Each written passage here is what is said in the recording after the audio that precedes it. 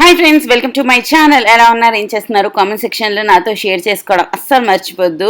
నేను iron cookware మీద కొన్ని రీల్స్ పోస్ట్ చేశాను అండ్ షార్ట్స్ పోస్ట్ చేశాను. అప్పటి నుంచి చాలామంది అడుగుతున్నారనమాట, అవి ఏంటి కొన్నారు, ఎలా యూస్ చేస్తున్నారు అనేసి. సో ఒక్క డెడికేటెడ్ వీడియో దాని గురించి చేసేస్తే చాలా బాగుంటుంది అనిపించి ఈరోజు నేను షేర్ చేసుకుంటున్నాను. ఈ ప్రోడక్ట్స్ అన్ని నేను తీసుకున్నాను ఫ్రమ్ ద ఇండస్ వ్యాలీ నుంచి, క్యాస్ట్ ఐరన్ కేటగిరీ నుంచి అనమాట. ఇవి కొంచెం హెవీగా ఉంటాయండి, పట్టుకున్నప్పుడు గట్టిగా ఉంటాయి, హెవీగా ఉంటాయి. అవి సీజన్డ్ అనమాట. ఇవి వచ్చిన వెంటనే కొంచెం నల్లగా జిడ్డుగా ఉంటాయి. సో మైల్డ్గా కొంచెం సోప్తో స్క్రబ్ చేసి మనం వాష్ చేసుకోవాలన్నమాట. సో మరీ ఎక్కువ సోప్ పెట్టాల్సిన అవసరం లేదు వీటికి. మీరు చూస్తే కింద వాటర్ అనేది ఎంత నల్లగా వస్తుంది కదా. సో నల్లగా వస్తుందని అది డర్ట్ అని అనుకోకూడదు అనమాట. అది జస్ట్ వాళ్ళు సీజనింగ్ చేసినప్పుడు అవన్నీ ప్రాసెస్ అనమాట. ఐరన్ కడాయిలు జంగు కూడా పట్టేస్తాయి. ఐరన్కి దుష్మన్ ఏంటి అంటే, లైక్ ఎనిమి ఏంటి అంటే వాటర్ అనమాట. మనం వాటర్ ఎంత తక్కువ తగిలించి ఉంచితే ఐరన్ కడాయిలు అన్ని సంవత్సరాలు వస్తాయి. ఇవి కొన్ని జనరేషన్స్ పాటు మనము ఇచ్చుకోవచ్చు అనమాట. నేను ఇప్పుడు ఇవి కొన్నానంటే జాగ్రత్తగా వాడుకుంటే నేను సాహిల్ పిల్లలకి కూడా ఇవ్వగలుగుతాను. So next point, main important వచ్చేసి సీజనింగ్ చేయడం అనమాట. వాళ్ళు ఆల్రెడీ సీజనింగ్ చేసి ఇస్తారు. ఒకసారి మనం బాగా తోమిన తర్వాత కొంచెం గ్యాస్ మీద పెట్టి వేడి చేసామనుకోండి, ఆ వేడికి దాంట్లో ఉండే వాటర్ మొత్తం ఎవాపరేట్ అయిపోతుంది. తర్వాత కొంచెం ఆయిల్ తీసుకుని ఫుల్గా స్ప్రెడ్ చేయాలన్నమాట. ఇలా చేయడం వల్ల మనకి నాన్ స్టిక్నెస్ అనేది చాలా నీట్గా ఉంటుంది. అండ్ ఇది స్టోర్ చేసుకున్నప్పుడు మీరు కొన్ని రోజులు వాడట్లేదంటే మాత్రం దానికి ఆయిల్ కోట్ చేసి ఒక ప్లాస్టిక్ కవర్లో దేంట్లో అయినా పెట్టి అలా ఉంచేసుకోవచ్చు. అప్పుడు ఎన్ని సంవత్సరాలైనా వాడుకోవచ్చు అనమాట. ఈ మూడింటిది సెట్ నేను తీసుకున్నాను. అండ్ ఇప్పుడు నేను దోశ పన్నంలోని వేసి చూపిస్తాను. దోశలు చూడండి ఎంత బాగా వచ్చాయంటే లైక్ సూపర్గా వచ్చాయన్నమాట. జస్ట్ మీరు ఒక ఆనియన్ని హాఫ్కి కట్ చేయండి, దాన్ని ఆయిల్లో డిప్ చేయండి.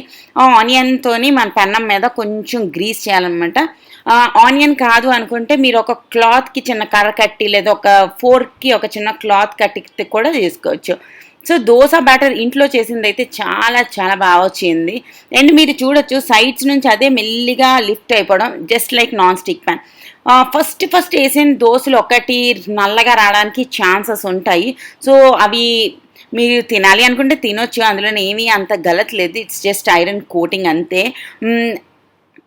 ఒకవేళ వద్దు మనకి మంచిది కాదు అనిపిస్తే ఫస్ట్ ఒక దోశ అన్నది బాగా రాకపోవచ్చు, మేబీ కొంచెం నల్లగా రావచ్చు. అది పడేసి నెక్స్ట్ నుంచి మంచిగా ఆయిల్ కోట్ చేసి తీసుకోవచ్చు అనమాట. ఐరన్ కడాయిల్ని మీరు ఎంత యూస్ చేస్తూ ఉంటే అంత నాన్ స్టిక్కీనెస్ వస్తుంది అనమాట. అంత బాగా మనం ఏ కూరలు చేసినా ఏమొస్తుంది. ఇప్పట్లో మనలో అందరికీ ఐరన్ డెఫిషియన్సీ అన్నది ఉంటుంది, మెయిన్లీ ఉమెన్కి.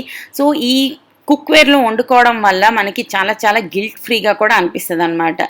అండ్ ఇది వచ్చేసి నేను నెక్స్ట్ డే లంచ్లో చూపిస్తున్నాను. అది వచ్చేసి నేను ముందు రోజు ఈవినింగ్ చేశాను అనమాట. ఆ తర్వాత రోజు కూడా లంచ్ అన్నీ ప్రిపేర్ చేశాను, అదే నేను మీకు ఇక్కడ షేర్ చేస్తున్నాను. దానికన్నా ముందు ఒక గ్లాస్ ఆఫ్ మజ్జిగ చేసుకోవాలి కదా. చేసుకుని మంచిగా సిప్ చేసుకుంటూ వంట చేస్తే మనకు కొంచెం బాగా అనిపిస్తుంది అనమాట. ఎండలు ఎలా ఉన్నా కూడా హైడ్రేషన్ అనేది చాలా ఇంపార్టెంట్.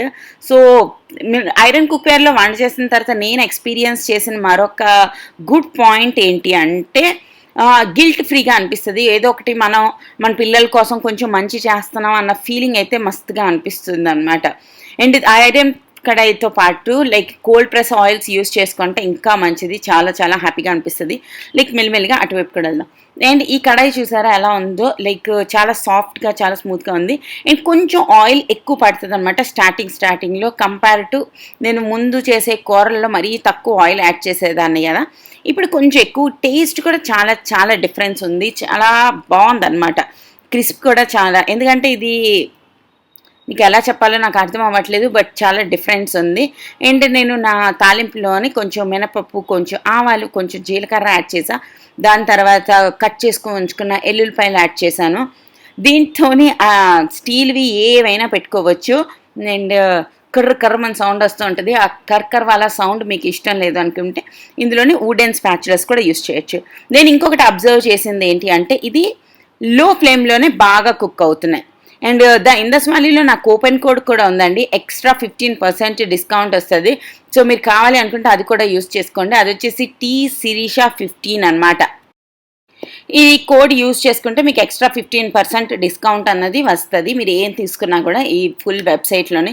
ఇంకా చాలా చాలా ఉంటాయి అన్నమాట. లైక్ మట్టి కుక్వేర్ ఉంటుంది, తర్వాత వుడెన్వి ఉంటాయి, చాలా చాలా డెకరేటివ్ ఐటమ్స్ ఉంటాయి. సో మీరు చూడొచ్చు. అండ్ నాకు ఇంకొకటి అబ్జర్వ్ చేసింది ఏంటి అంటే, లో టు మీడియం ఫ్లేమ్లోనే ఇది బాగుంటుంది. ఐరన్ కాబట్టి అది ఎక్కువ హీట్ని అబ్జార్బ్ చేసుకుంటుంది, కాబట్టి హై ఫ్లేమ్లో పెడితే మాడిపోతాయి. అండ్ ఇది చాలాసేపు వరకు మీ ఫుడ్ని వేడిగా కూడా ఉంచుతుంది, which is another plus point. మీరు 11 గంటలకి వండారనుకోండి, 1 గంట వరకు కూడా వేడిగా ఉంటుంది, మీరు మళ్ళీ రీహీట్ చేయాల్సిన అవసరం ఉండదన్నమాట.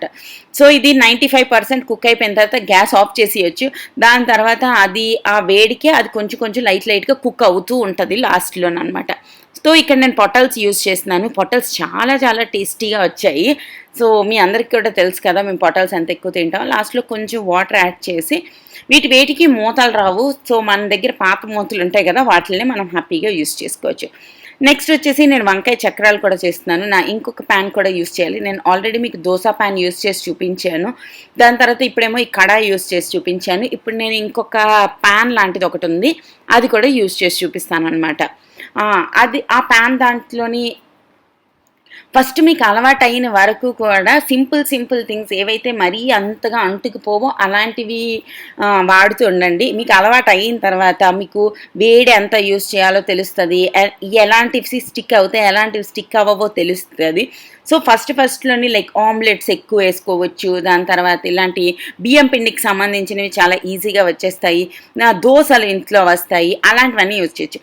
మీరు దోశ ప్యాన్ యూజ్ చేసిన దాంట్లోని ఎటువంటివి ఆపడానికి పనికిరాదు. Dosa pan is compulsory dedicated to దోశలేనమాట.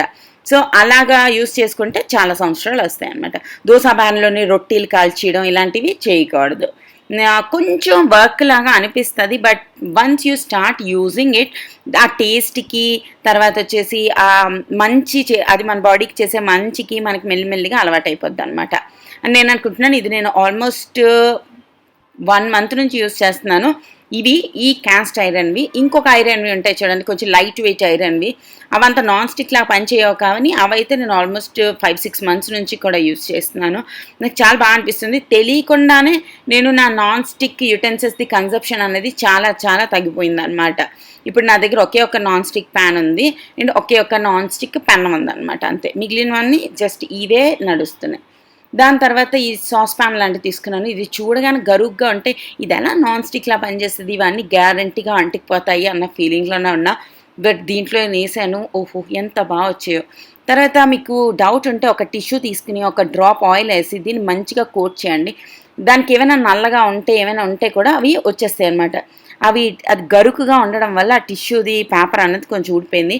అందుకోసమే క్లాత్తోనే ఎక్కువ మంది చేస్తూ ఉంటారనమాట. సో తర్వాత నేను ఒక 1 స్పూన్ ఆయిల్ యాడ్ చేసుకున్నాను. ఆయిలింగ్ చేయడానికి ఇక్కడ బ్రషెస్ అనేవి చాలా బాగా పనిచేస్తాయి. ఆయిలింగ్ బ్రషెస్ లేదా ఆయిల్ క్లాత్ లేదంటే అలాంటివి. కొంచెం తర్వాత ఇది కొంచెం వేడెక్కడానికి కూడా టైం పడుతుంది. ఒకసారి వేడెక్కిందంటే ఫటాఫట్ అనమాట. ఎక్కువ హై ఫ్లేమ్లో కాకుండా లో ఫ్లేమ్లోనే వేడెక్కించుకుంటే బాగుంటుంది అనమాట. నేను చిన్న బియ్యం పిండి ఇది వేసి చూసాను అనమాట, అసలు అవుతుందా లేదా అనేసి. ఇది చేస్తున్నప్పుడు నాకు కూడా కొంచెం డిఫరెంట్గా అనిపించింది, లైక్ టెంపరేచర్ని తెలుసుకోవడం ఇవన్నీ కూడా. బట్ ఒకసారి మనకు అలవాటు అయిపోతే మనకి చాలా చాలా బాగుంటుంది అనమాట. సో కింద డిస్క్రిప్షన్ బాక్స్లో వీటన్నిటిది లింక్స్ అన్నవి నేను ప్రొవైడ్ చేస్తాను. మీరు స్టార్ట్ చేయాలి అనుకుంటే ఒక ప్యాన్తో స్టార్ట్ చేయవచ్చు. ఫస్ట్ దోశల పెన్నం కాకుండా ఫస్ట్ ఒక చిన్న మూగుడు తీసుకోండి. దాంట్లోనే ఏంటి గ్యారంటీగా వస్తాయి. ఫస్ట్ మెల్లిమెల్లిగా మనం వీటిని చేసుకోవచ్చు అనమాట. అండ్ వీటిలో ఇంకొక బెనిఫిట్ ఏంటి అంటే స్టీలు పెట్టేయచ్చు, కర్ర పెట్టుకోవచ్చు, ఏది కావాలంటే అది పెట్టుకోవచ్చు. సో వంకాయలు చూసారా ఎంత బాగా అంటుకోకుండా వచ్చేస్తున్నాయి. సో ఇలాగ స్టార్టింగ్లోని కొంచెం వంకాయలు ఇలాంటివి మనం వేపుకున్నామంటే అవి అంతగా అంటుకో. దీంట్లో నేను నిన్న ఫిష్ కర్రీ కూడా చేశాను, అది కూడా మస్తు యమ్మీ వచ్చింది. చాలా చాలా టేస్ట్ డిఫరెన్స్ ఏంటా అనుకున్నాను, కానీ టేస్ట్ చాలా డిఫరెన్స్ ఉందన్నమాట. సో దాని రీల్ కూడా ఆల్రెడీ నేను పోస్ట్ చేశాను, మీకు చూడాలనిపిస్తే చూడొచ్చు. తర్వాత చూసారు కదా ఆ క్రిస్ప్నెస్ అనేది చాలా డిఫరెన్స్ ఉందన్నమాట. సో వీటిని ఒక ప్యాన్ మీద తీసేసుకుందాం, అదే ప్లేట్లో తీసేసుకుందాం.